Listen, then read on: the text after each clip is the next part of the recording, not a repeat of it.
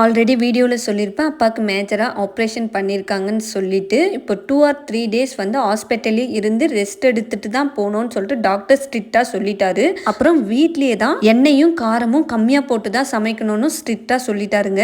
அதனால என் கையால் நானே குக் பண்ணி எடுத்துகிட்டு போய் கொடுக்கலான்னு சொல்லிட்டு தான் இன்னைக்கு பிளான் பண்ணேன். நான் சின்ன வயசுலலாம் இருக்கும்போது கரெக்டாக ஒர்க்கை விட்டு வரும்போதே எங்கள் அப்பா ஃபோன் அடிச்சிடுவார், என்னம்மா வாங்கிட்டு வரட்டோன்னு சொல்லிட்டு. நானும் எங்கள் அக்காவும் மாறி மாறி லிஸ்ட்டு சொல்லுவோங்க. கரெக்டாக அதை வாங்கிட்டு வந்து கொடுத்து ஊட்டி விட்டுட்டு தான் எங்களை தூங்க வைப்பாரு. ஏன் மேரேஜ் ஆகிட்டு கூட அம்மா வீட்டுக்கு போனேன்னா கரெக்டாக ஃபோன் அடித்து என்னம்மா வாங்கிட்டு வரட்டோன்னு சொல்லி கேட்டு அதை வாங்கிட்டு வந்து கரெக்டாக கொடுத்துடுவாருங்க.